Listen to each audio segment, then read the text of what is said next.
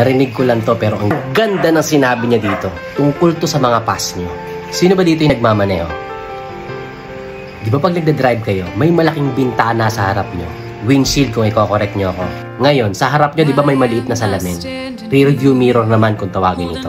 Ngayon, yung bintana sa harap nyo, pinapakita niyan kung ano yung nasa harap nyo. Samantalang yung rear view mirror naman, pinapakita kung anong nasa likod nyo. Ngayon, anong mangyayari pag hindi na kayo tumingin ng diretso dun sa harap nyo? Diba sisemplang kayo?